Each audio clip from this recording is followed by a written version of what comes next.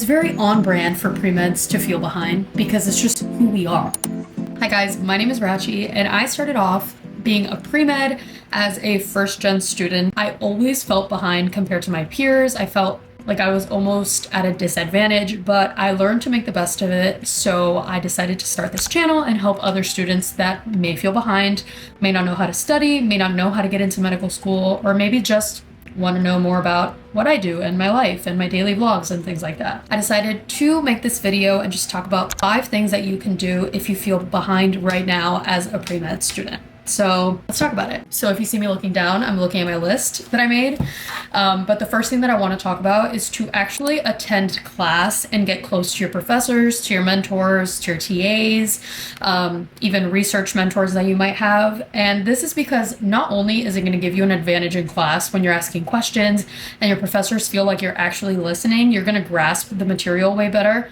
But honestly, I used it as kind of a method to ensure my own attendance. I felt like if I sat at the front, if the professors knew me, if they knew my name, it would kind of encourage me to attend class more often, especially when you're in college and classes are not necessarily mandatory for the most part. I used it to guilt trip myself and actually go to class. But besides that, it's also a good method to get potential letters of recommendations What? It's also a good way to get potential letters of rec later on, whether you're applying to medical school, whether you want to get into a volunteer program or an internship, you're going to need letters of recommendation. And the only way to do that is to actually attend in person and have these professors meet you, because you could get a half-assed letter of rec from a random professor you've never really seen, or you can get an amazing letter of rec that really makes you stand out and encourages these people to pick you. So 100%, I would try to go to class as much as you can, make a close connection with your professors, make sure that they know you, know your name, know you're interested in the class, even if you're not really. Honestly, sometimes, let me let you in on a secret. Come here. I'm gonna tell you a secret. Sometimes they're more inclined to curve you at the end of class if they know you, they see you, and you've put in effort. Okay? This is just what I've seen. That professor that you attend their class every single day, you sit at the front, you ask them questions, they know your name, they're more inclined to give you that 0.2% you were missing to bump your grade up. I'm just saying what I've seen. The second one might seem a little bit obvious, and honestly, it was the source of a lot of stress for me when I was undergrad because I didn't really know any physicians. I went to a school outside of my city. So I live in Miami, Florida, and I went to Tallahassee, which is about 8 hours away from where I live now driving. And I didn't know anybody besides obviously friends, but I don't have a PCP there. I didn't know any organizations or clubs or volunteer programs that I was familiar with. So volunteering and shadowing is the next thing that I want to talk about, and just how important and crucial it is. Even in my interviews for medical school, this was something that they kept circling back to and asking me about. And how was it? And what was your first experience? And what did you do? And what about medicine when you were volunteering did you most enjoy? One of the things that I would say is super important is to not compare yourself to your friends, but rather ask them, hey, what are you doing? Are you volunteering? Can I come? Do you know any more research opportunities or any internship opportunities in what you're doing right now? A lot of the time, honestly, that's how I found my volunteering opportunities. My shadowing experiences were through physicians that my friends were also working with that they knew were willing to accept students.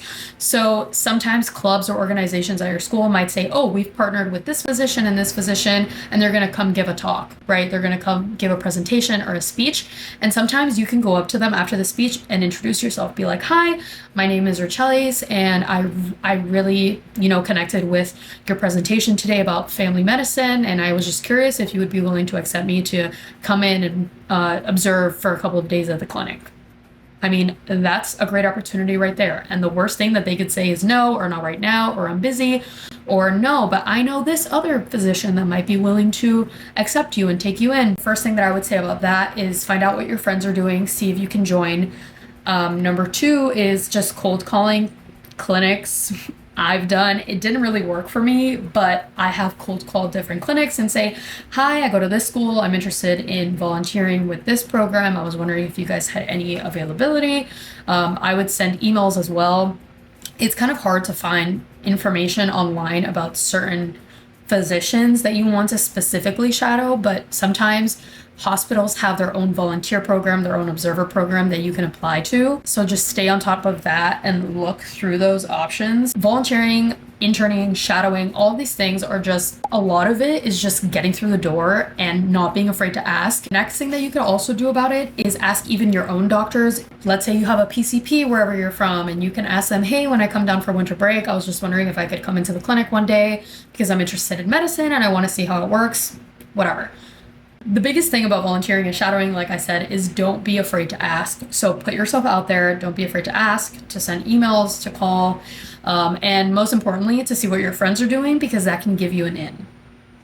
So if you feel behind in terms of volunteering and shadowing, these are some things that you can do to get yourself in there, because it's hard. I didn't know anybody.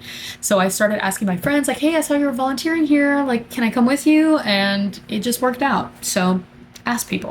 This next one is a little intense, but honestly, I considered doing it because it was so hard for me to find shadowing and volunteering for a while. But it would be to consider organizing your own events, your own volunteer events, your own fundraisers, and you can actually join up with different clubs from your school. For example, we had the American Medical Student Association, which is also known as AMSA, and they would partner with a lot of organizations in the community and do fundraising events. For example, Relay for Life was one that we did, and you could actually just be a part of that fundraising event. But if you want to organize your own 5K, if you want to organize your own club or partner with a club, not everything has to be clinical.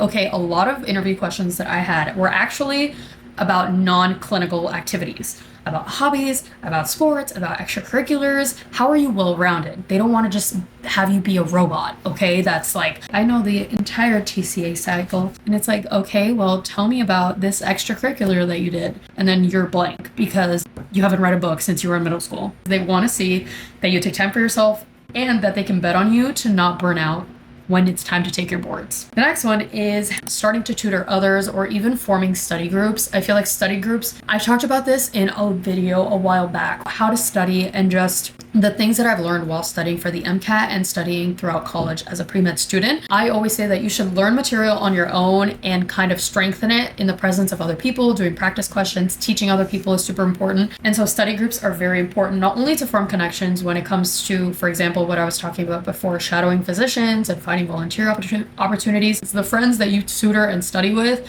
Those are the people that are going to be taking care of your friends, your loved ones later on in life, because you can't take care of your loved ones as a physician. So you want to make sure that your friends know the same, if not more than you. Don't gatekeep information. It's ugly. As for tutoring, I always find that teaching other people is what helps me strengthen my information the most. But if you want to tutor, if you want to make, I don't know, some extra cash, that's always a good option. That's something that I even talked about in my interviews, in my personal statement. I talked about my love for teaching others. Ultimately, medical school is about helping each other and forming a sense of community. So if schools can see that you're accustomed to learning in a group environment, that you are a team player, that you're collaborative, because think about when you're actually a physician. Let's say you have a patient that comes in and they have a PE, a pulmonary embolism, right? You're gonna have to consult pulmonology. You're going to have to consult hematology. You're going to have all of these interdisciplinary rounds to discuss a patient and to discuss what the best course of action is for the patient. Would you want somebody that gatekeeps information, that's rude and short with other people? Or would you want somebody that's collaborative, a team player, knows how to explain things to other people, and works well with others? Like, obviously this one. So be a team player. Don't be a bitch. The last one is to remember that you're not actually behind unless you're looking at other people. How are you behind anyone if there's no one else? Do you understand what I'm saying? Do I sound insane? You can't be behind anyone if there's no one else.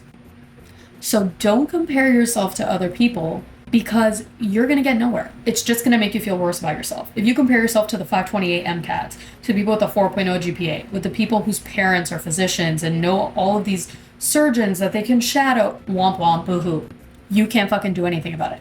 All you can do is make these connections, is to try to volunteer and get yourself out there. You can't be anyone else. So this whole me being first gen, it was very easy for me to feel behind and compare myself to others.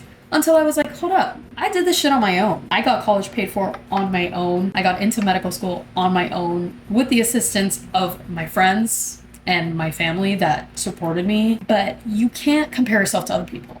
It's just not the same. It's very on brand for pre-meds to feel behind because it's just who we are. We're very competitive. We're outgoing. We like to know information and to question things. If we weren't like that, why would we pick a field that is so broad and so insane? Medicine is an insane field to choose. You could pick anything in the world. I could have been a fucking baker, a painter, a fucking potter, and I chose to dig myself in this hole of medicine. And so did you. That's why you're watching this video. So don't feel behind. I think it's just in our nature and who we are. If you pick this field, you have to be a little bit insane. So you're not alone in this. Everyone feels behind. I feel behind right now. I got into medical school. I'm supposed to start in August, and I feel like I'm supposed to be studying. Like I'm supposed to be doing anatomy or something to get ahead. You see how much of a problem this is? Those are the 5 things that you can do if you feel behind as a pre-med student. Attend class, make connections. You're gonna notice everything is about making connections and networking. I don't really like using the word networking because it doesn't feel authentic. So I hope that you guys were able to use some of this information. Let me know which of these 5 you needed to hear the most, or which one you think applies the most to your current situation. And yeah, don't feel behind. It's not real. It's up here. All right.